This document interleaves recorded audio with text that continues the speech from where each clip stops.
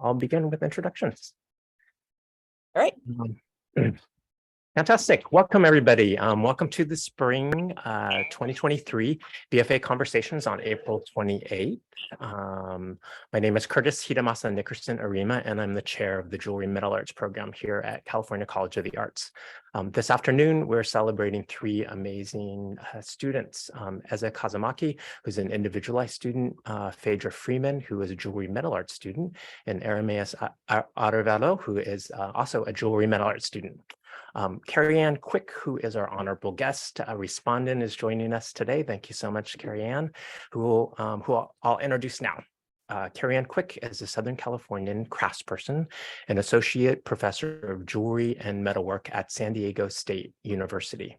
Quick received their bachelor's in applied design from UDSU, a master's in metals from the University of Illinois, Urbana-Champaign, and worked as a research assistant for the Dutch designer Gijs Bakker in Amsterdam, amazing designer.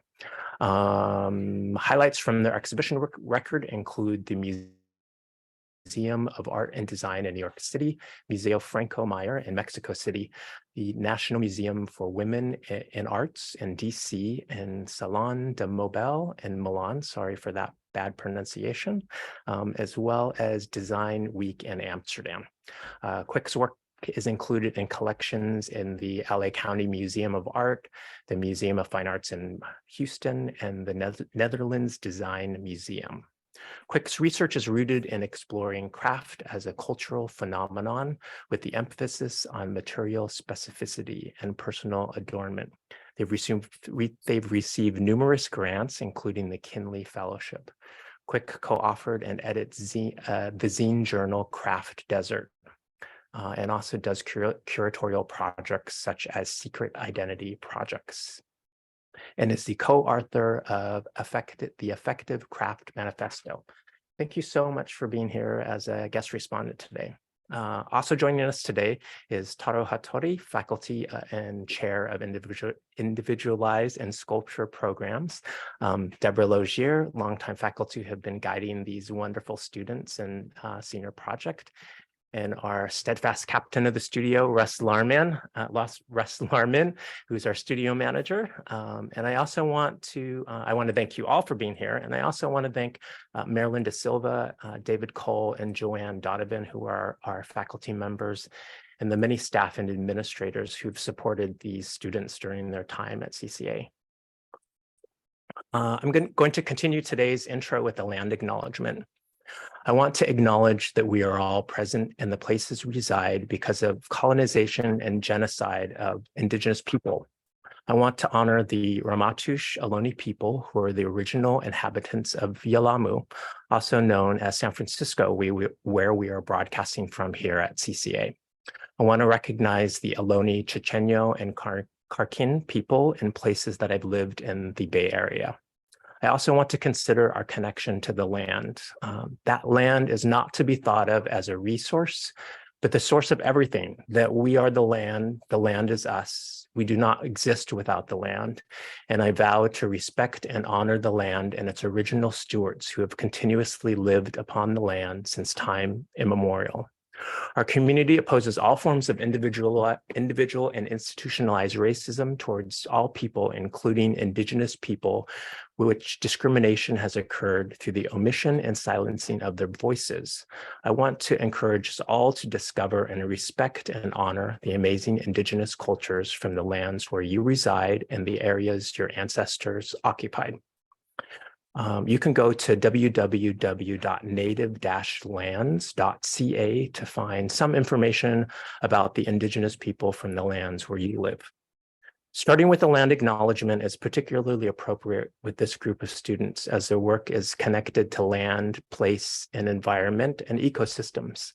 As a Kazamaki's work, you will see a deep desire to connect to land and ancestors. Their work pulls from the past, bringing you to the present, to collapse time, to help understand the now, and the ability to move into the future with less resistance. Faye Friedman's work, you will see a deep connection to San Francisco's human and earth-made landscapes. She highlights the beautiful city's complexities and complex identities with rich histories filled with challenges and perseverance. In Arevalo's work, you will see an investigation into the underappreciated participants in ecosystems that help the cycles we interact with, but sometimes without consciousness. I am excited to see these presentations. Each presentation will be about 10 minutes, followed by a conversation with Carrie-Ann Quick for 10 minutes, and then we will move on to the next presentation. To begin, Taro is going to introduce our first presenter, so I'll let Taro take it away. Thank you. Hi, I am Taro Hattori, and the chair of Individualized program. So Emma invited me to introduce her. Yeah, let me do. But instead of giving you a traditional introduction, I wrote something, so let me read it. Okay, Emma, you are so kind, gentle, and welcoming, but I know that your last name, Kazamaki, means the whirling wind. You question when we look for an easy answer.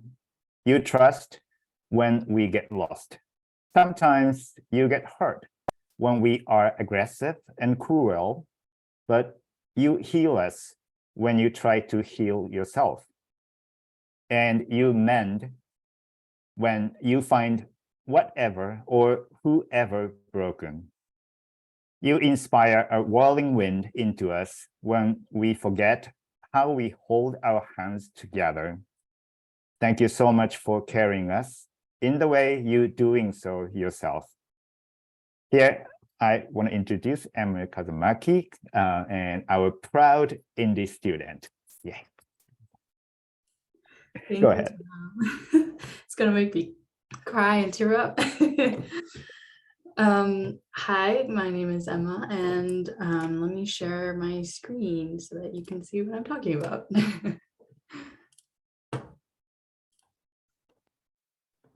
Okay, can everyone see that? Looks good. Okay. So, all right, we're all set up. Hi, I'm Emma once again. I really appreciate seeing all of your faces here, and I hope you enjoy my presentation. A little bit about me. I'm a multidisciplinary artist based in California. I grew up in a very loving household and community of artists and creatives and makers, and who have inspired me to be who I am today. Growing up, my family and I moved a lot, often following jobs or schools. So this kind of need to find connection in every new place we went kind of has really influenced my work so far. And over time, I've just found this love for art, for its ability to not only connect with different people I've met over the time and moving, but also for its ability to ground me and engage my many, many different curiosities. And first off, my influences that I found over the past few years. Some people that I keep on coming back to over the years, even though there are so many that I could put on this list. Some that I keep coming back to are Mel Chin, Meryl Lederman Ukiles, Ronald Rael, and Michael Swaney.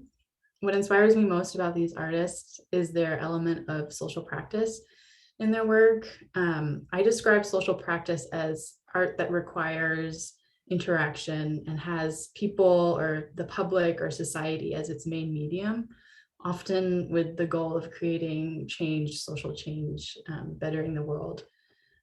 So all of these four artists have created projects that involve the public realm, healing, collaboration, process, and most importantly, time.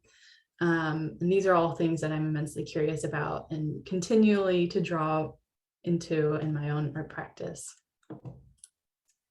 And next I'll talk about some of the work I've made over my time at CCA. One of my favorite and most notable projects is Sweater Circle. I'm really interested in space and creating space for people. Also very interested about specifically comfort or safe spaces.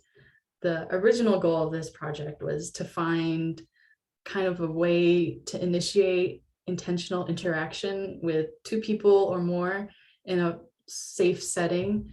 And I was wondering, like, what kind of space did people find comforting or restrictive? How can a space influence the kind of interactions that you have with people? And for me, textiles has always been a place of comfort. So that's what you can see here. I sewn the hands of the sweaters together. So like when you're wearing it, you kind of have to hold hands with people around you. And then you have this nice cozy sweater around you. So here are some of the sketches I have of like the initial designs and concepts. And I had one of my, actually, I didn't ask them to do this. I just brought it to class and everyone was like, let's try it. So this is some images from when they tried it on, and they were very excited and they had such a fun time trying it on. I'm not sure if it achieved my goal of kind of creating a space for discussion and interaction. Definitely interacting, but I think it needs more time and more time out in the wild for me to discover more of how it works, and maybe needs more time for iterations, but that's Sweater Circle. Next, I have Body Amor. It's a fiber piece meant to sustain self-love, promote personal affirmations, and guard against harmful thoughts. It acts kind of like a compression jacket, so it's like a hug in itself physically. And then the title of it, Body Amor, is a play on body armor. So instead of armor, it's amor, which means love. And it was I created it in my first semester at CCA, and it was a very vulnerable piece, and probably one of the first pieces I made that was like centered around myself. And I consider it a very like a seed for the rest of my work going into CCA, like a catalyst, especially for my senior show. And next I have Breaking the Bond, which is another favorite of mine, more performative, involving 3 of my friends. I asked them to use yarn as a representation of society's expectations on them, and then had them tie yarn around their bodies and then have them literally cut it away to reveal their honest and true identities. And I found out I really love performance pieces and video, and I'll show some clips here.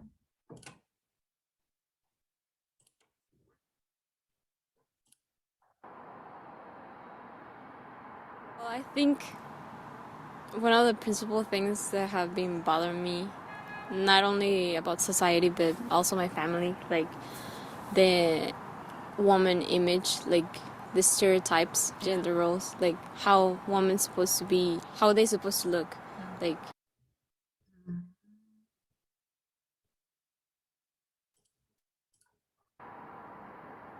It's quite a burden to carry, and I think that the more you start to think about it, the more you kind of like put it onto yourself again and again and again, so it piles up, and it just, in the end, you kind of burst because it's too. I can show more, but I'll continue on.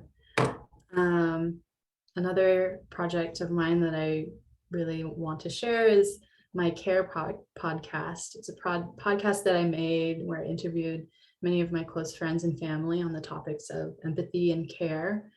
I feel like it's a very innate human trait and something that I always come back to. And some questions that I asked were, how do you practice care and compassion? What keeps you caring? And where do you wish to see more care in the world? And I can also play a little clip from this.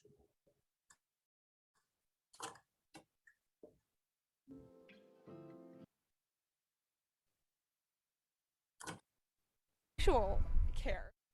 Compassion is about keeping our hearts open and doing what we can.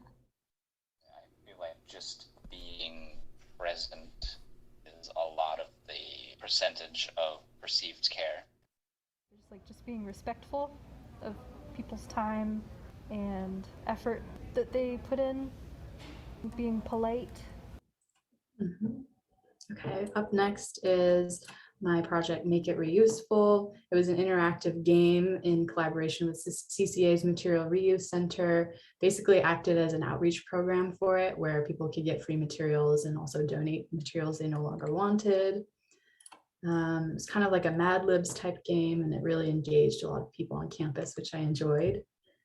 And then this is a more recent project. I've been really interested in trash and waste, and so I started collecting my own trash as a way to prevent my trash from going into the landfill. And over time, I started to create this weighted blanket. And I really like how I can use this literal object for releasing my own anxiety, because weighted blankets are used to relieve anxiety. So this was made out of about 3 months of trash. And then I made a second iteration. Here's a little up close detail, which was made out of all of my junk mail from a couple months as well.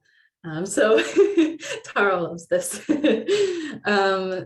Yeah, so 2 different iterations, 2 different types of trash, but also like ways for me to relieve that anxiety that I have around that.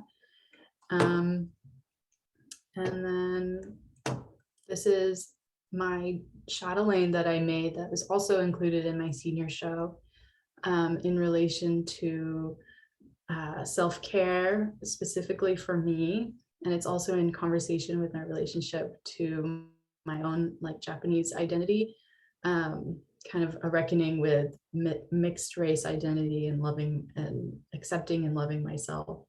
So this beaded part was something to fidget with. The chatelaine, this part holds affirmations for me to look at, and then this circle piece in the middle holds my hair and my grandma's hair, my Japanese grandmother's hair in it, as ways to comfort myself. Here's some more detail of the affirmations. It's my own handwriting etched into the metal.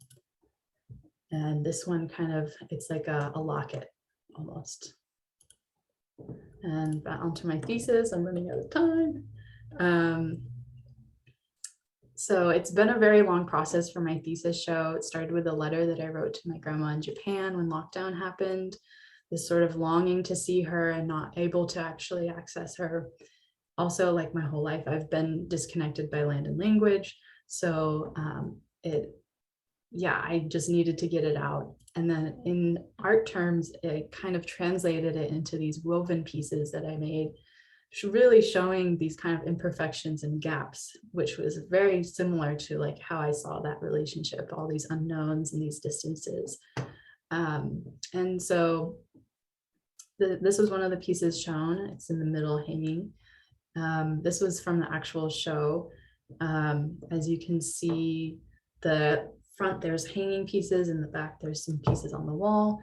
And as I worked on my senior show throughout the year, I realized that I had this longing, that the longing that I had for my grandma Yoko was just this longing I had for a connection with myself.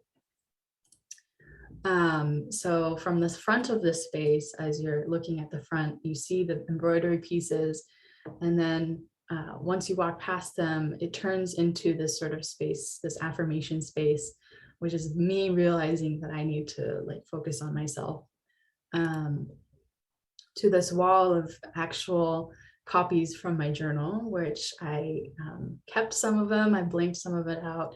And then on top of it, I embroidered my reflections from the words of the journal pages. And this sort of act of embroidering takes a lot of time, and it's became a very meditative process for me, putting the needle and thread through paper and just taking my time with it. And underlining and just mirroring what is said in these journals to myself.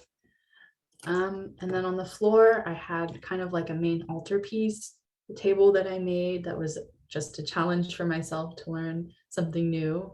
The altar cloth, which was meant for journaling, since journaling has become such an important practice for my self-care. And this rug that's made out of kind of unwanted pieces, becoming something usable and wanted again. And at the corner of it, kind of on the side, but not really, was this chest that is my great grandfather's from Japan, kind of holding all these textiles that hold a lot of personal sacred meaning to me. Emma, I just want to warn you, you have 1 minute left. I'm almost done. And going forward, honestly, I don't have many concrete plans, but I'm continually inspired by this world and by art and people. And I definitely use that as my fuel. I definitely have artworks that I want to continue on, but I'm really looking forward to taking my time to continue to learn about myself and take care one day at a time. So with that, I want to thank you. That was my presentation. I have my email and I have a blog if you're interested in keeping in contact. Thank you so much, Emma. Now we're going to invite Carrie on to, congratulations, thank you. We're going to invite Carrie on to have a conversation with you. Please join the conversation. Hi, Emma. Thank you so much for that really beautiful and inspiring presentation. You know, I looked at your presentation before, but of course, hearing you talk about it enriches that experience so much. And the first word that kind of comes to my mind when I think about the breadth of your work is bravery. Not only are you being brave, but you're also inviting others into that space to be vulnerable. And for me, there's a real connection between the sweater piece. You know, you're kind of creating a physical community, really, by defining the space and inviting people to share a very similar experience. Like, of course, we all wear clothes, right? But to wear the same clothes together because they've then been stitched together is really a very compelling way of creating community, I think. And there's some history to that too in the field of jewelry and metalwork. You know, there's like Roseanne Bartley springs to mind. Like, she made this piece, but it was just people basically like making a necklace out of people, and you're kind of like making a necklace out of sweaters, in a way. And that's a really beautiful metaphor, right? Because in a way, every human becomes a bead in the same thing. We become an organism together. So I think that's really has a lot of potential. And I think you're right that iterating that could be really fun, I think, and revealing for you. I like how you say every person is a bead. You know, every person has a purpose in the larger picture. Yeah. Right. Like, that's how a necklace works, you know, like there are these units that come together to make the whole. And in a way, you've become the thread, right? But by physically stitching the sleeves of the sweaters together, you are the thread that connects the things together and then allows the people to become the whole, which I think is really amazing. The other two projects that really stand out for me, well, your thesis show, I definitely want to talk about that, but for me, the podcast, which actually I couldn't preview it. I'm sorry. I wasn't able to play it. I guess I didn't, or maybe I didn't do it right, but I'm sorry about that. But I did watch the entire video. And I think what's interesting there for me is like the act of, for me, if you would ask me the question about compassion or about care, what care is, to me, the ultimate act of care is listening, like giving someone your time and attention, like real undivided attention, and truly listening to someone is like the ultimate act. And you did that, right? Like in making these videos and giving your friends the opportunity to talk about their experience, and then doing the same thing in the podcast. Right. So like that that's the first act of care. And then the second act of care is to then give others the opportunity to also listen. So you listen, and then you capture what you have listened to, and then you reflect that back out into the world for others to have that same opportunity. So it's like a double act of care. Yeah. I mean, Like that broadcast part is really important, because your first step is personal, and then your second step is amplifying. Yeah, I think I haven't really shared the podcast with a lot of people, only the people that like participated. So I think that part is very important too, the who's listening to it and who is it for. Yeah. And I mean, it may not be meant for public consumption in that way, but I think, making even like the document is like the second act of care. And that, like, I think of artists as these kind of like translators. Like you see something, you take it, and you kind of like see it in your own way, and then you produce what you see. And so that's kind of like what the podcast kind of became, is this translation of what I was hearing from everybody. Yeah, totally. Like we as creative practitioners are filters, right? Like we take it in, and then we try to, you reveal the hidden truths, right? That's so you try to amalgamate that information and reflect it back into the world in a way that makes sense to you and will make sense to others.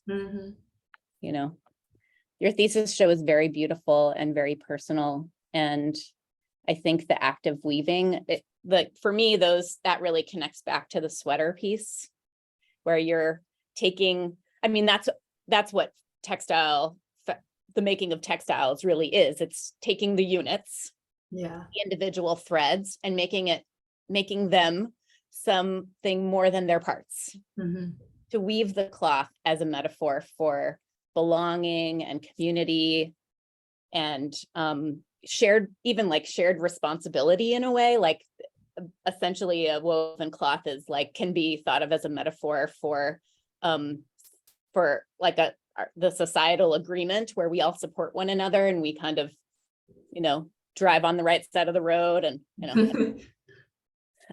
so I think that's like a really important part of you thinking about belonging and connection. It's, to me, I think about what I call material specificity a lot, and that has to do with the gathering of material, like your trash pieces. It can't be somebody else's trash. It has to be your trash, to think about your anxiety and the way that you're processing kind of environmental impact and waste. And, so like I think that's like a really important part of both of those projects, that it's not only in your thesis work, it's not only about the fiber themselves, but it's about the process of making the fiber into a cloth. Yeah, I've always found that super interesting. And I always find it odd that part sometimes isn't like really seen in our work, like the behind the scenes, the process of how it came to be. And I feel like that's just as important. And I want people to see that somehow in the final product too. Well, that was making me think, like, when I was thinking about your trash projects, like I said, like to me, if I were to take your trash weighted blanket, it would be as if I was taking on your anxiety. So like, how could you think about ways to help someone else kind of translate? It's almost like you need to make a kit or like an instruction manual, like make your own weighted trash blanket. All you gotta do is collect all your trash. Yeah. I could see myself doing that. It would bring in like your interactive thing, right? Like it could bring in that community aspect, like bring your trash to school day and we'll all make a blanket together. And then, and in that process, it sort of like reveals the making part, right? Like you're teaching other people to make the work that is theirs, Yeah, your guidance. the experience is hard. You have about 1 more minute to wrap up the conversation.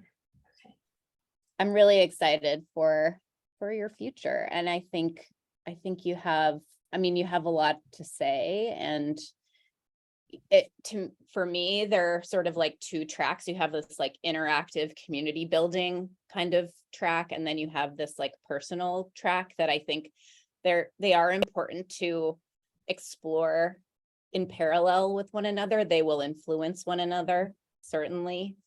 And even if, I feel like my practice is like this too. Like it's okay to not have one single focus. You can have things that are orbiting one another. That's really helpful to hear. Yeah. Cool. Well, congratulations. Thank you very much. Thank you.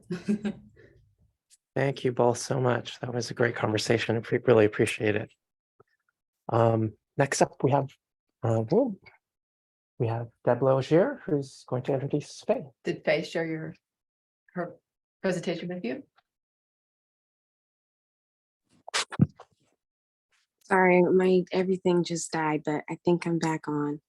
Okay, great. Can you share your screen? Let's just double check and make sure everything's working well. 1 second. Curtis, did I share it with you? I can double check. Let me double check while Deb. I'm just not on a joining. desktop. I had a little bit of an emergency and I haven't been able to get to a computer. Okay, sounds good. I will check while Deb is introducing you, Okay. and we'll get the everything rolling. Thanks, Faye. Thank you.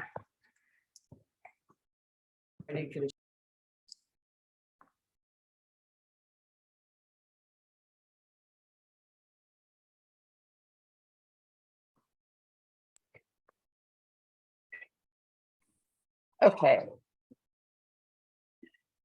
Metal is sturdy and long-lasting as our memories. This is a sentiment in Faye's artist statement, which I think also describes Faye herself. She confronts life with courage and an infectious smile adorning a gentle, free spirit. Her Bay Area roots seem to be what grounds her, as you will see when she describes her thesis exhibition. I met Faye in the fall semester of 2020, that infamous first moment of online pandemic learning that stretched on longer than any of us could imagine. It was the Julie Medal Arts 1 course, need I say more? Watching Faye and her fellow classmates navigate this new world order of virtual existence is an experience I will not soon forget. Learning to saw, file, drill a hole, rivet, and nurture with videos and a Zoom screen of faces as their only guide was an impossible feat. Yet they did it. Their mind's eyes were definitely nurtured as they all lost the ability to touch and learn together in the same room. I am grateful for these past 2 semesters working in person with Faye, helping her to navigate the beauty of making and taking creative risks. I know that she loves dragonflies, artifacts from people she holds dear, beautifully crafted objects, stones that sparkle, and that she pays close attention to everything around her, both the big expanses and the intimate details, letting them quietly influence her as she travels back and forth from work to school, this route often repeated in the same day, and then finally home. Like her beloved California poppy, she quietly awaits for the right conditions on her terms to bring forth her magical blooms. Please join me in welcoming and celebrating Faye Freeman.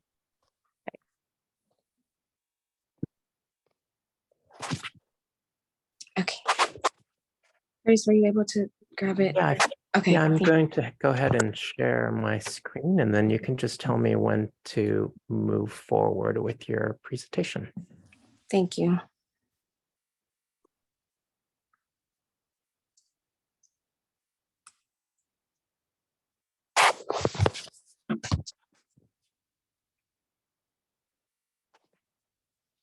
Oh, 1 second, excuse me.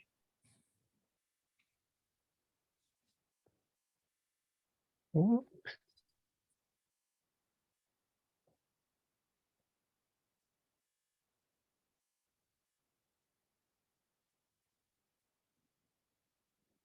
I'm stuck.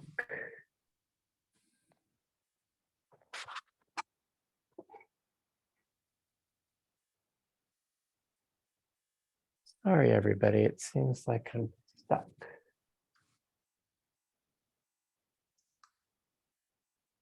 Oh, no. Did it? I'm really stuck.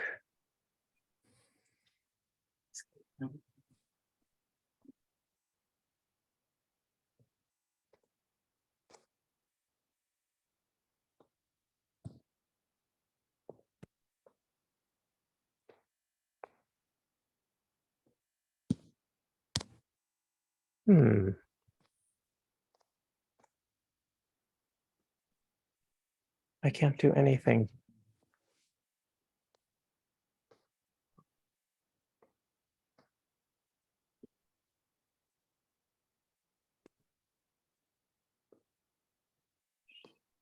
There you go.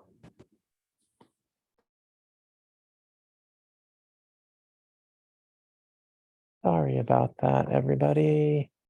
I had some kind of internet trouble there. If they can send me the presentation, I can help you just sharing it, or somebody else.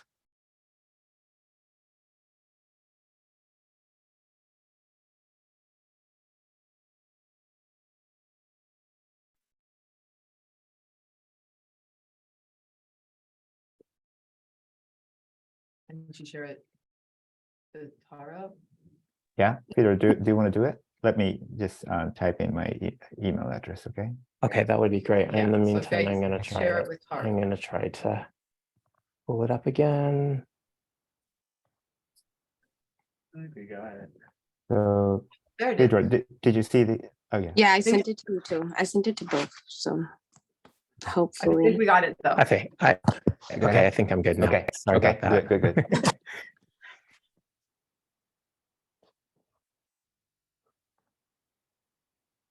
Great. So Faye, just go ahead and let me know when to move forward. Yes. Okay, you can move to the next one. Okay. Hi, everybody. Sorry for my complications. My name is Phaedra Freeman. I prefer to go by Faye. I was born and raised in San Francisco, California, second generation. My parents were both born and raised in San Francisco, California. So it's very important to me.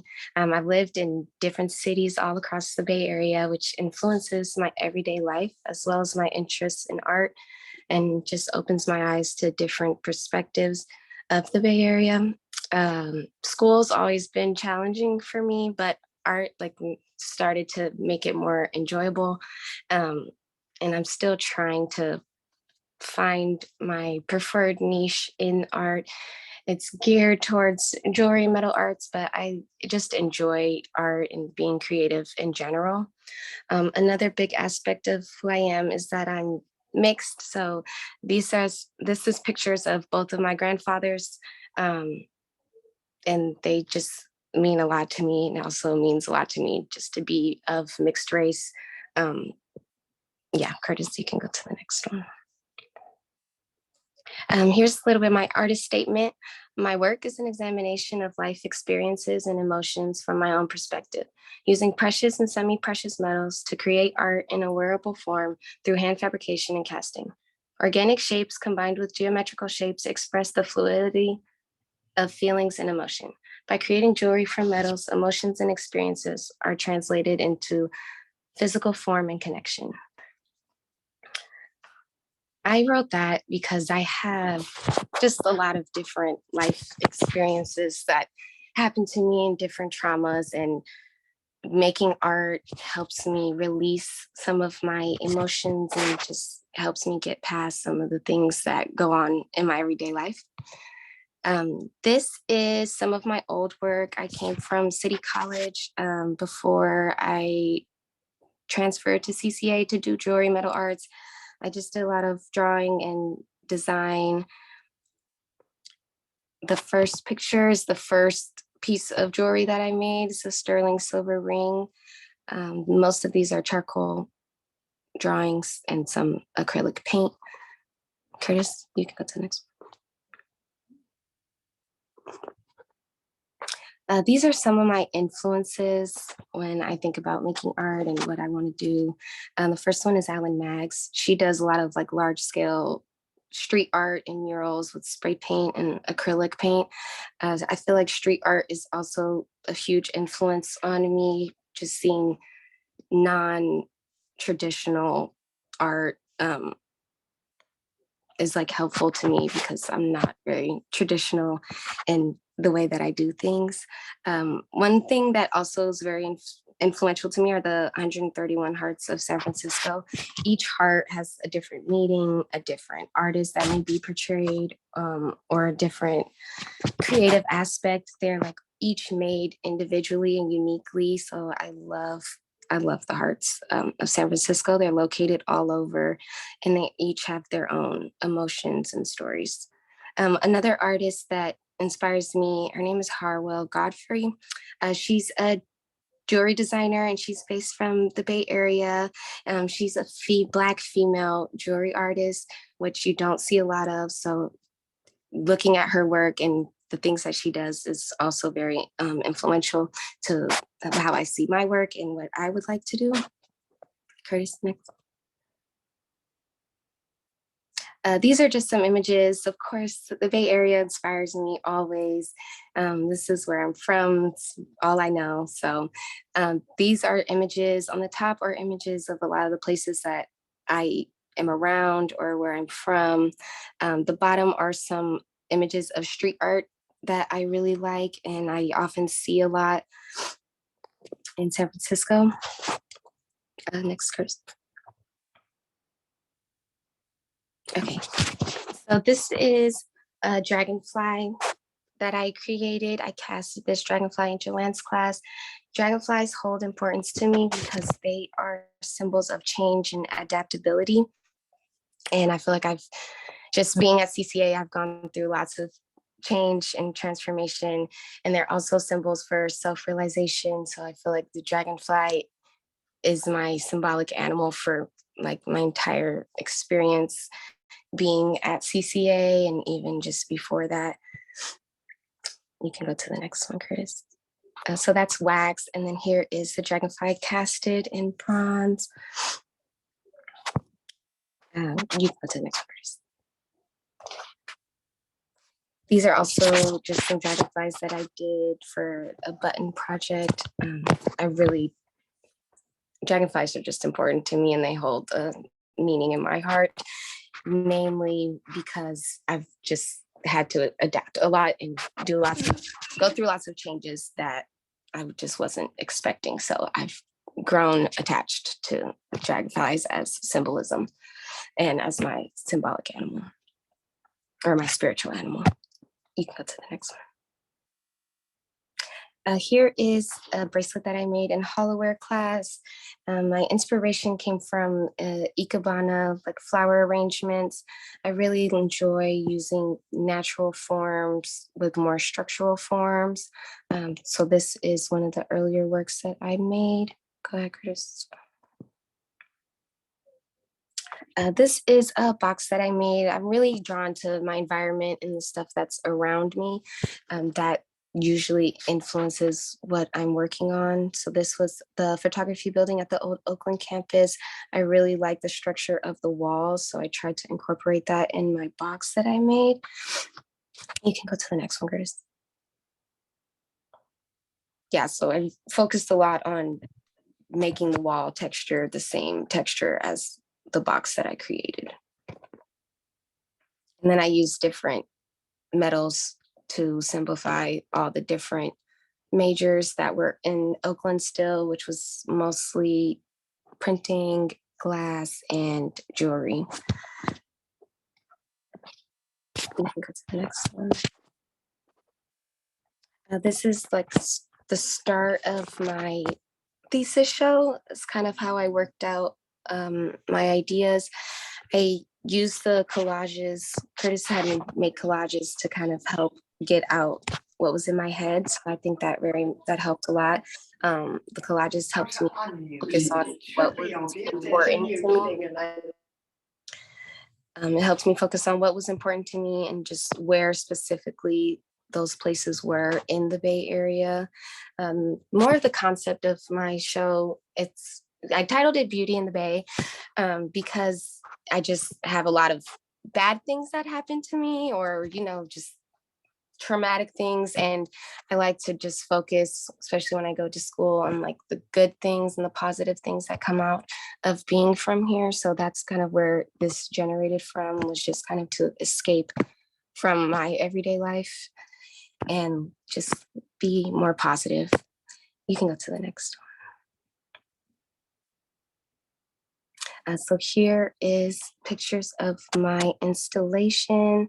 The photographs were really important to me because I feel like in my jewelry, I wasn't able to quite express what I wanted to or what I was feeling. So I used the photographs to help me show the things that I wanted to show from San Francisco and the Bay Area in general.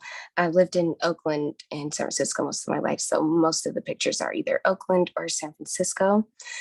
The poppies hold a significance in my work because they are our state flower, but they are also just a reminder of the brightness and positivity that can come out of being from the Bay Area or just being from difficult circumstances in general.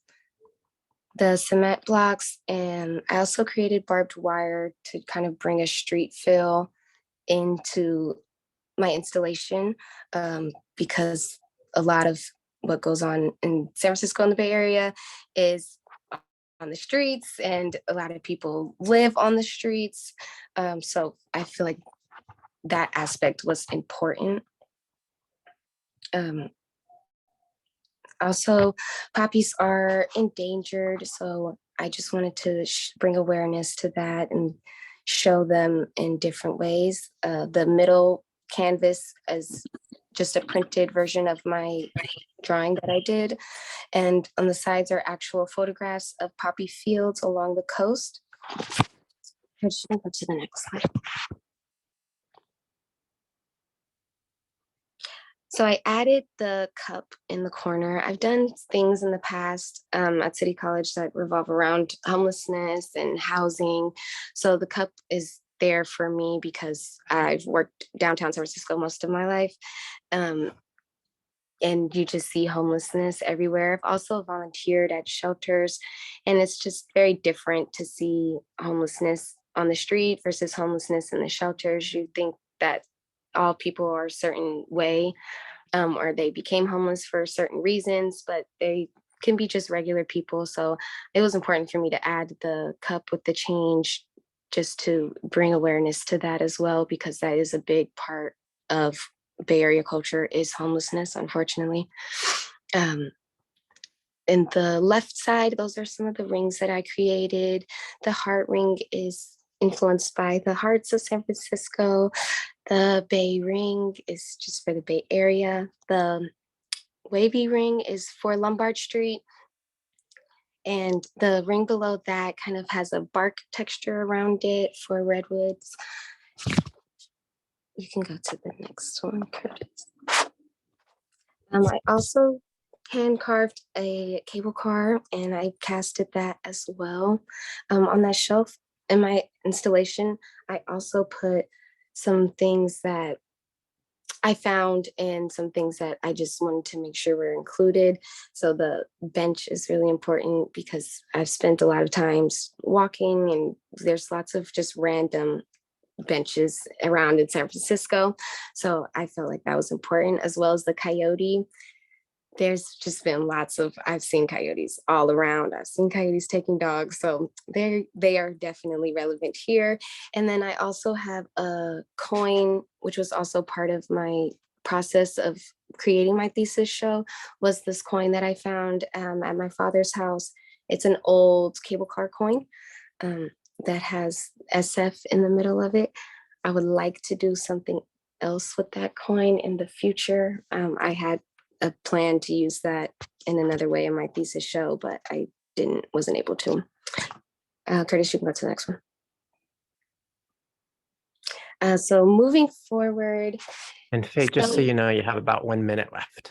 Okay, that's fine. I'm almost done. So moving forward, I would like to just work on my stone setting instead of going all around in the jewelry area. Stone setting, I feel like brings me more peace and calms me down because you just have to sit and focus on what you're doing. So moving forward, I'm going to move closer towards stone setting and just do lots and lots of practice and work on some of my own pieces that I have been wanting to do, as well as I would like to connect with other Bay Area artists and do kind of some collaboration work as well. It doesn't necessarily have to be jewelry metal arts. And yeah, so that's what I have planned moving forward. You can go to the last slide. I think it's just one more. Yeah, and that's just my contact information. And I apologize, I can't have my camera on. I'm not near a computer.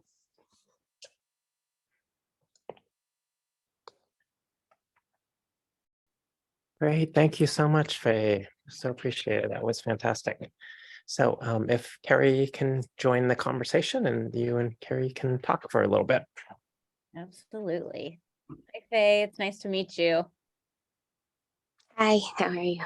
Hi. I'm curious. I'm wondering what attracted you to jewelry. Yeah, okay. So when I was 15, I took an art internship at the Contemporary Jewish Museum. Yeah. It was for a year. And that just kind of opened my eyes to all different types of aspects there. And there was a curator there that actually 3D printed jewelry and would come and show it off. And so that started like piquing my interest into jewelry. And then when I went to City College, I took the first jewelry metal arts class, and I just kind of wanted to go into the field from there. Yeah, that's really cool. I mean, so like something you said, you were talking about street art and how important that is to you, and being able to like see it in the public space. And I love to think about jewelry as like the first street art because in a way it isn't confined by public and private space. Like it doesn't, you can't capture jewelry, right? Like a painting maybe is always in a private space, and a mural is always in a public space. Well, not always, but you know, let's just roll with it, right? Like it's usually in a public space, but jewelry doesn't know those boundaries because it is on the body. And like, so I feel like your interest in jewelry and your interest in street art are so aligned that, you know, you could really like reframe or think about jewelry as actually art in public. Yeah, that's a good way to think about it. You know, like because like you never see a painting at the grocery store, but you do see jewelry at the grocery store. And it's, in a way, it's this way to start conversations that create these interactions between people, or kind of make these silent communications between people in the way that that the San Francisco art at Hearts also kind of do that. Yeah. You know? Yeah, I was also thinking about your artist statement and how you're trying to kind of use form to communicate feeling or emotion. And then your forms are also really focused on geography and the kind of built environment that surrounds you. And they feel like really important and personal commemorations of where you've grown up and why those spaces are meaningful to you. And I really liked that you were talking about using making as a like an escape, you know, like stone setting takes so much focus that the world falls away. Maybe you can talk a little bit more about that and why stone setting in particular is interesting to you.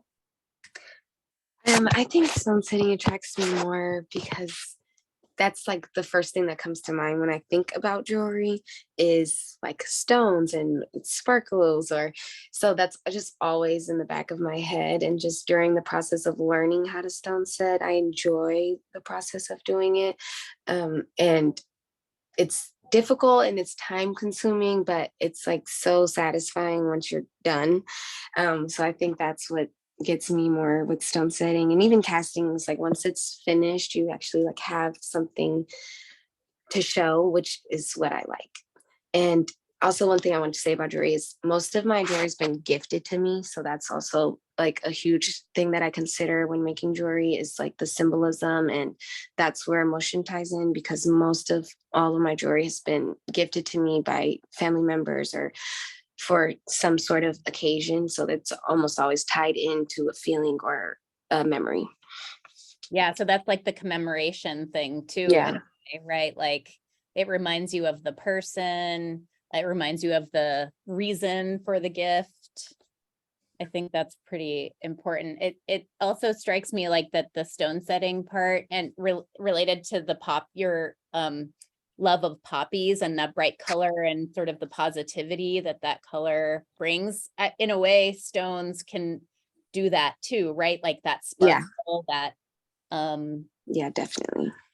Yeah. And I think too the stones and stone setting really are tied to the beautification of the body, right? Like to bring a little bit of shine or a little bit of something else to certain parts, especially, I mean, in our culture, like to the female body, right? Like it's like we sparkle around our face with earrings, right? We sparkle around our neck with necklaces. So I think that maybe is a fun thing to think about for you too. If you get good at stone setting too, man, oh, you know, there's so many, it's, yeah. I see some thumbs up happening. Yeah. Yeah, how exciting.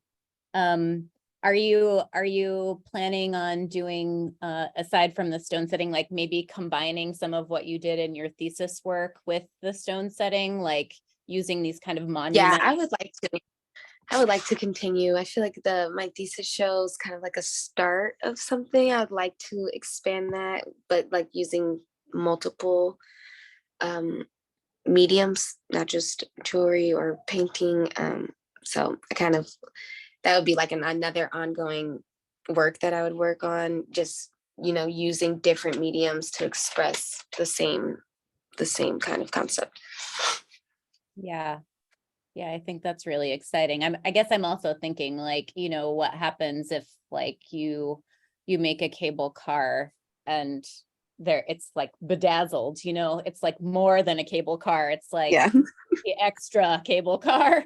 And, you know, as a way to kind of emphasize how you think about the Bay and think about, you know, it's not just a cable car, it's like a symbol, or it's not just, you know, the hearts, it's or a bridge, or, you know, these things, these icons of the Bay Area. It's like your enhanced interpretation with stone setting, you know, of those things. It's like another way for you to express your emotion about the place, is to like use stones as an indicator of importance, value, love, like all those positive feelings that you have for it. Yeah, definitely. I agree. It could be really great. Yeah. Yeah, I'm really touched too by your inclusion of, like, in your thesis exhibition, of those that are experiencing homelessness, and you know, it's the same here in San Diego, where it's also very visible. And I think it's an important thing to remember that our cities are made up of people that we often that people in general often other and ignore and try to forget about. And I think that's an important thing for you, to have that part of your practice. It's really touching. Thank you. Yeah, I loved my work that I did when I volunteered at St. Anthony's, because that literally opened my eyes, because I'm like, oh, some of them are so young, or they seem so normal. You would just never know what someone else is going through. So I always like to incorporate that. Yeah, totally. It really could be anyone on this call and just another circumstance. So like there is no other, really. It's all us. Yeah. It's all us. So there's no them. So that's like really a really important thing. Yeah. Yeah, I've done a little bit of work myself here, and I think like when we think about the things like the material things that are important to us, to think about what other people go through when they are experiencing homelessness and the loss of their material goods, like the things that bring them comfort is very traumatic and important to know about, so that we have empathy, Great, that's a good place to stop, I think. Thank you so much for your participation, and thanks again, Faye, for your great presentation. And we'll move on to the next presenter. So Russ Larman's going to introduce Jeriamias.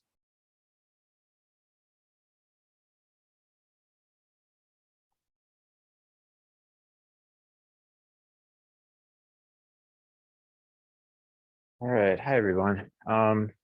This afternoon, I have the privilege of introducing Jeriamias Arevalo. Jeriamias took his first jewelry metal arts class with Marilyn De Silva in 2018 as a first-year fashion design major. During the course of that semester, I watched him struggle, like most of us do, to get a grasp on the fundamentals of metal fabrication. A few semesters passed and Jeriamias returned announcing he had switched his major to jewelry metal arts, and shortly after that declaring that he wanted to work as a professional bench jeweler after graduating from college. That's right. Being new to the discipline of jewelry, I continue to watch him struggle, not only with the basics of fabrication, but also through a global pandemic that shut the college down, the construction of his own home studio, and a complete program relocation, which was a result of CCA's planned unification with the San Francisco campus. Persevering through it all, he managed to develop an iron grip on the fundamentals of jewelry fabrication, an advanced vocabulary in the use of multiple CAD programs that he uses for jewelry design and production, and became employed as a bench jeweler years ahead of schedule. Here to provide insight into his journey as an artist and individual, I'm happy to present Jeriamias Arevalo. Hey, thank you so much. Okay, let me figure out how to do this again.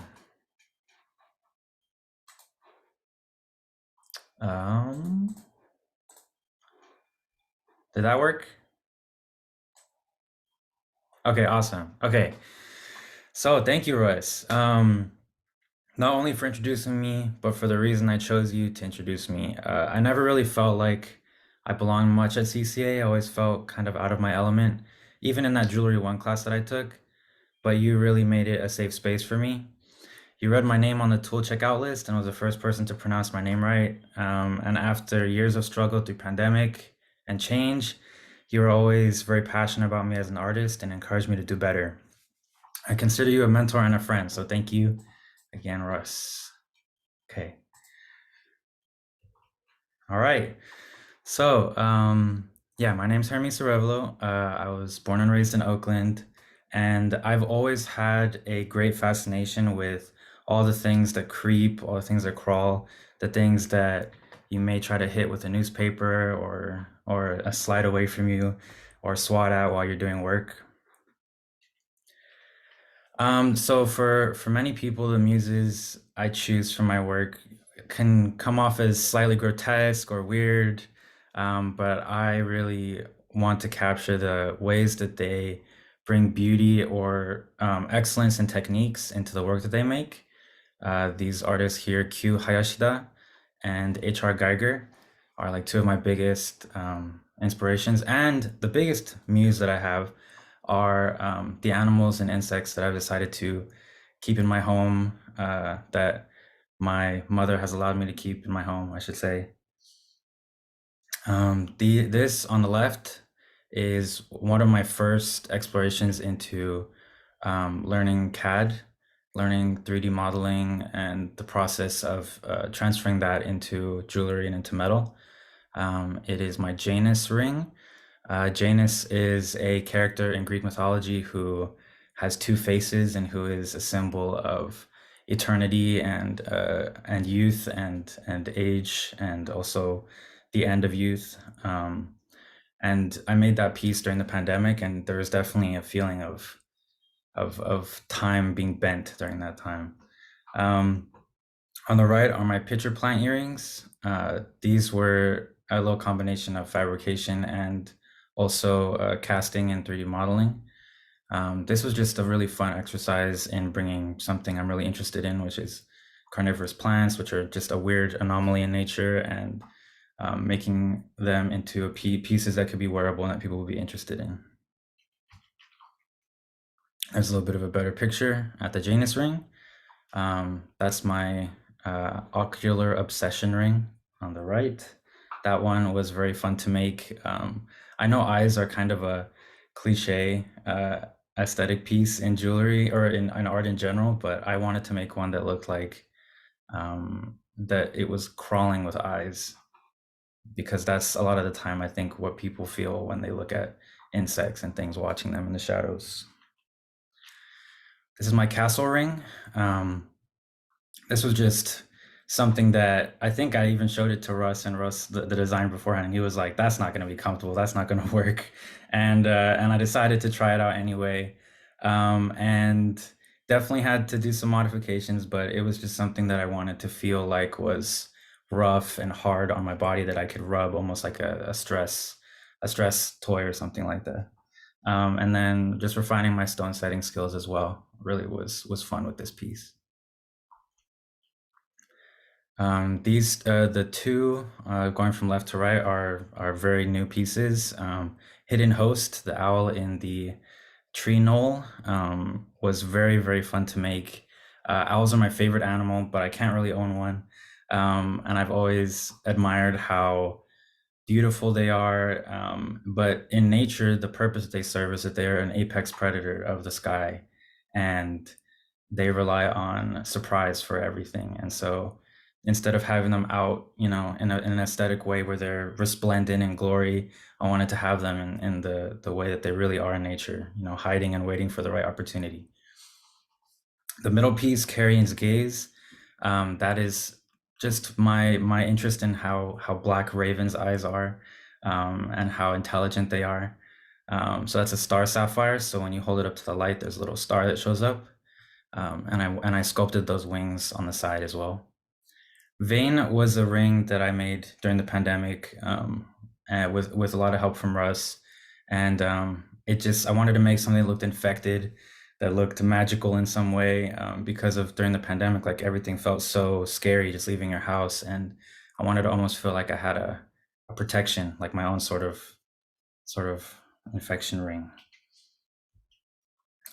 This was an interesting piece for me, experimenting with literally making my animals into jewelry.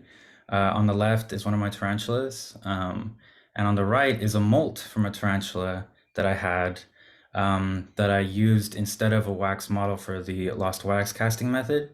And almost all the details came out. It was beautiful, and it almost felt like a cremation of like an older self, or even you could say like a blooming into something new through the burning of something else. The left is, on the far left is my whip scorpion necklace, which I made the semester we got back from the pandemic. I have a fascination with whip scorpions. People usually only know them as the one insect that shows up in Harry Potter that they do the curses on. I don't know if you guys remember that, but I remember seeing them growing up when I would go to Guatemala to visit my father's country. And they were always just such alien looking creatures. So I wanted to make one big and make it really stand out so people would be forced to look at it. I made an isopod ring, which was one of my first designs as well, in the middle, just a roly-poly that they work in recycling the nutrients that are in the dirt and that are from dead things. And then on the right is a closer look at the molted piece from the tarantula mold. This is tailless whip scorpions. This is the actual animal that's in reference to that. And this is a closer look at the piece. I have a little ruby set in the front of the face for its eye. Even though in nature they're pretty blind, but I wanted to give it a little eye. So this was my thesis exhibition. This was my senior show. I had this idea that I really wanted to have my animals literally be part of my exhibition and be there. And that was the plan for a while. But kind of last minute, I found out that I couldn't have my animals there. So I wanted to find ways of connecting my pieces to the muses that I'm so inspired by. So all the photos that are on the wall there, I took myself with a macro lens that I borrowed from the media center. I made these tanks to hold my business cards, my jewelry, and I have plants surrounding it, so you feel like you're entering into a piece of nature. And then I had a screen playing a video that I edited together of some kind of creepy things that I really like about nature. That's this. I'll just play a couple seconds of it. This is a tarantula molting. Can I play this faster? I think I can. Yes, I can. Yeah, there you go. Some weird things that I get to witness because I own these animals and I breed them. Yeah, spider spinning its web. So this was playing during my exhibition as well to make you kind of force you to be drawn into this almost scary and dangerous space. Oh, oh, there we go. Okay, so this is just another view of it. This video right here is just, let me see. This is just a little run through of everything. My business cards, the multi-piece, my jewelry in their tanks. I put species labels as if they were the ones at my home, which I usually do. I label all the animals I have. And instead I labeled all my jewelry. Yep. Okay. Oh, no. So yeah, so my feelings, my ideas for the future. This top thing here is my logo that I've made. It's you know, what's the word? It's a placeholder. I still want to work on that, but this is just me showing that I really want to make my own jewelry line, make my own business eventually, and through all the things that I'm learning about at my job and with all the great instructors that I have, I feel like I'm on the right track to getting to a place where I could maybe sustain myself with this passion that I got so lucky to be able to study. And below are some 3D models that I made that I haven't been able to bring into creation yet. Yeah, thank you so much for coming. That's my email, my website, and my art Instagram. Yeah, thank you so much. Hopefully that was on time. If I have more time, I'll talk more though, so let me know. Perfect timing. You do have one more minute if you want to say anything. Okay, else. Sure. Yeah, I'll say some stuff. I can always talk more. So let me see. So the where is it? Oh, I'm gonna take a minute looking for it.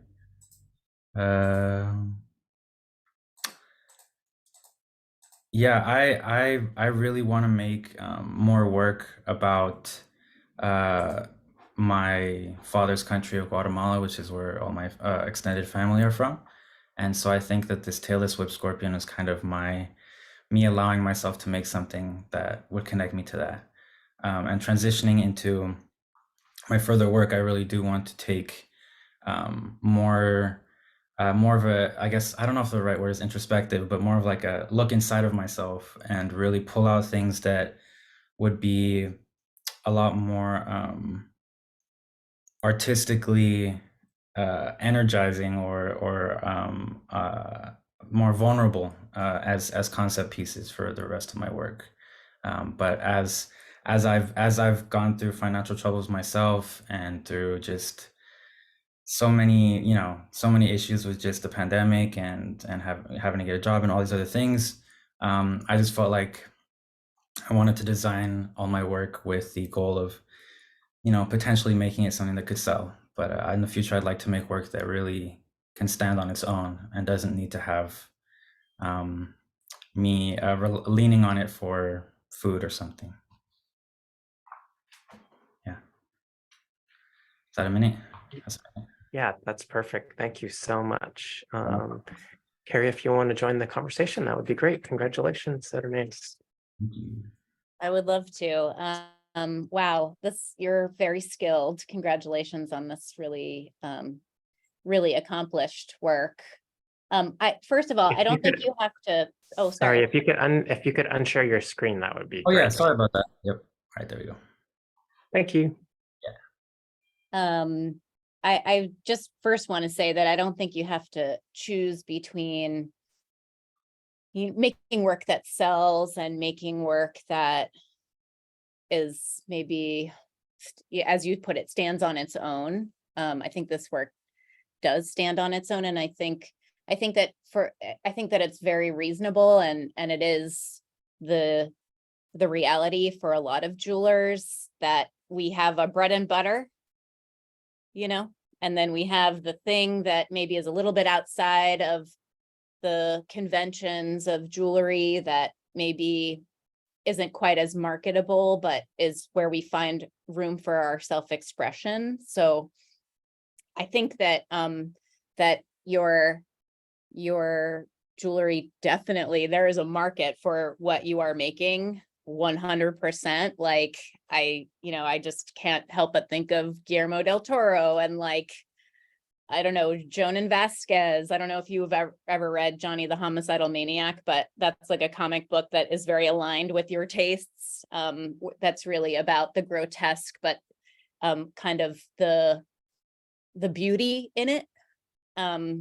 People, including myself, are very attracted to these things that you're defining as creepy.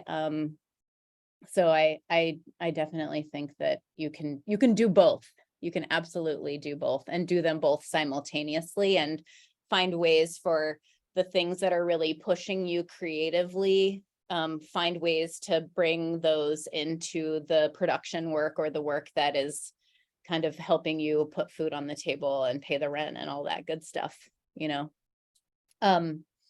I really love your display. I think it's really smart and funny, and there's a real sense of humor to capturing the jewelry that is where these kind of bugs and creatures are the inspiration, the muses of the work, and putting them where we would normally find them in our domestic space. I really think that's clever. Yeah, I have a lot to say. I think when I looked at your presentation before, I was really thinking about repulsion and fear and how a lot of humans love it. We love to feel that sense of fear. That's why we go to horror movies. That's why we ride roller coasters. We want to feel that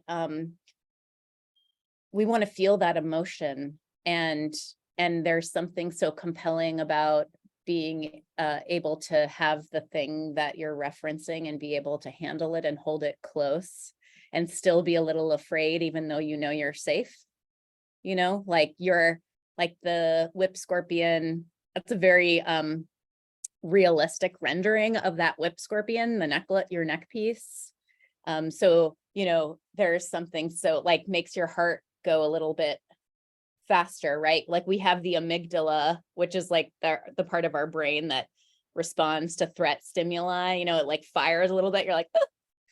So I think there's a lot to do there in that work. Have you ever, I mean, maybe this is also the case in Guatemala, but in the Yucatan, there's a tradition of wearing live insects. I think it's a certain type of roach actually, but they're very beautiful. And I think the jewelry is called like maquesh or makesh. And yeah, that's interesting. I know what roaches you're talking about. they're like a screeching roach, or they make some kind of noise, I guess. Like a hiss, right? Yeah. A hiss, yeah. And yeah, definitely. I'm not exactly aware of that, but I would definitely look that up. That sounds really interesting. I wanted to just what you said earlier, the idea of kind of like a bit of like a fight or flight response in the back of your head or something when you look at stuff like that. Like for me, I feel like I never really liked spiders much or any of the things that I keep now. I was kind of nervous about them, but I think one way of dealing through all the anxiety that I had through the pandemic was to face my fears and find the beauty in those things. And when I handle a tarantula, like it's kind of feels similar to when I handle a torch, like in the jewelry studio. Like the more I do it, I'm comfortable with it, but I'm still aware, like I need to treat it with respect, or else like I'll get bitten or I'll get burned or something like that. So that experience with jewelry, just of it being like a very physical, intimate kind of relationship between like maker and material, reminded me of the kind of intimate relationship that I had to build with what some people would call maybe like dangerous animals like snakes and spiders and things. But I really do want to delve more into like traditions that are done in Guatemala by the indigenous people. I have Mayan ancestry and I want to explore that a lot more. Also, when it comes to materials, like we could go into a whole talk about how like nature and like stuff like jade and gold is being mined out of Guatemala and places like that, and how I want to preserve these parts of nature that I'm so interested in, and that also brings in a bigger conversation. What is preserving when you're in a field that takes things from the ground in order to make our work? So yeah, a lot of thoughts going forward. Yeah, the Makesh tradition is Mayan, and I think it comes from like a Mayan princess or something. There's it's somehow associated with like a legend, but where this princess's doomed lover was like turned into a bug that she could wear over her heart. And so in the contemporary tradition, you know, I read about it like in Smithsonian magazine or something, like, I don't know, 10 years ago or something, but you know, it's a live bug that's been bedazzled. And then there's a tiny gold chain that chains it to your shirt so it can't walk off of your shirt. And obviously there's like maybe a bit of a cruelty aspect to this, like where you're taking something that absolutely is alive and you are doing something to it that it does not agree with. You know, there's no consent here from the roach, but I think that exploring that in a way that you know, using your skill set to explore that in a different way could be very interesting. And I also think, like, you know, the movement aspect of the living thing there are ways to think about that as a jeweler, like doing something like, do you know the term en tremblant? It's like a French term, but it means usually you'll see like en tremblant jewelry, like Victorian, Edwardian period, where the jewelry parts are on a little spring. And so they tremble. Oh, yeah. Yeah. So, you know, thinking about ways to like create the illusion of life. Yeah. Could be kind of interesting. Yeah, I also think like I was really like loving hearing you talk about birds and the way that you're using stone setting in the bird pieces in particular, not the owl in particular, but you know, you're using in the eye piece and then in the raven piece, And then in the one with the red stone, they're sort of like, they feel like evil eye amulets. And you kind of talked about the red one as I think the veins is what it was called, like as like an amulet kind of. I don't know if you used that word, but that's what I thought of. And it's also interesting to like think about these birds in our environment as sort of like a surveillance, like they are always watching because it's part of like their survival instinct is to like know what you're doing, even when we're not really necessarily always watching. So I think that like emphasizing that pupil with the stone setting kind of connects me to that in a way. It also kind of makes me think of the have you seen that thing? It's like all over the internet, birds aren't real. No, maybe. Like it's like a joke campaign, you know, where like it's like fake news on purpose, fake news, where this group is like saying like birds aren't real and that they're actually surveilling us, and they're like a government like agency, like the CIA is using birds to like spy on us and stuff. Anyway, it's very funny, and they have this whole glossary of different birds that are like kind of forming different tasks. It's very funny. You should look it up. But, Okay. but yeah, I think that there's a real contemporary feeling to emphasizing the eye and in connection with animals, and their awareness of us is almost as potent as our awareness of them when we can. Yeah. Yeah, definitely. Thank you. Yeah, I really feel that. I kind of almost felt like when I made the owl ring and the raven ring, I felt like almost I was going away from like the aesthetic that I wanted to go with. Because I feel like birds are not normally portrayed in jewelry or in art in general as something that's like, I don't know, that's like what they are. They're predators. Like they don't eat like, I mean, sometimes they'll eat seeds, but they're hunters, and they're usually shown being like really impressive and Yeah, like it's like Lady Gaga is wearing a dove. yeah, exactly. But no, they're hunters, and the nocturnal ones, like they like the raptors, like hawks and owls and stuff. They're brutal, and I really I just love like how beautiful they are, how someone will see them, but at nighttime you'll hear like a barn owl screech and it sounds like someone like screaming, and then you'll get spooked. So there's all these dualities, and I feel like kind of removing the fact that, I mean, to me, like I don't care that something looks creepy. Like I feel like that shouldn't matter to whether or not it's beautiful. But I think a lot of people, when they look at things like a spider, it creeps them out.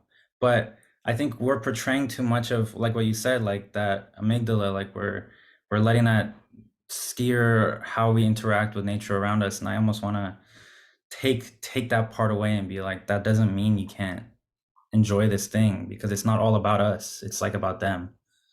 Yeah. Great. That's a really nice place to stop. Thank you so much. So appreciate the conversation. So that concludes our event today. I just want to say how proud of everybody I am. The three of you have overcome so many challenges during your education here at CCA, and the strategic maneuvering that you've been able to negotiate through has given you some really amazing skills that are going to help you navigate your future. And I feel like a really productive way. Each of you have had a lot of personal challenges. We had a lot of world challenges that happened during your education here, but you really rose through those times, and you were able to make some fantastic work and gain some really exceptional skills. So I'm really, really proud of you all. And I also want to take the time to remind you that the three of you built a community here at CCA, and that you have that community with you forever now. So the students that you work with, the faculty that you work with, and myself, we are all here as part of your support network forever. So, rely on each other, help each other with, inviting each other to exhibitions and job opportunities and shows, and help your careers as you move forward. And also lean on all of us. We're here to help you. And so I'm just so proud of you all, and I love you all very much. And I really appreciate the work that you've done, and I want to congratulate you. Thank you. And thank you for everybody for coming, and everybody's participation in the event, faculty and staff, and Carrie as well. So thank you all so much, and have a good afternoon. Take care, everybody. Bye.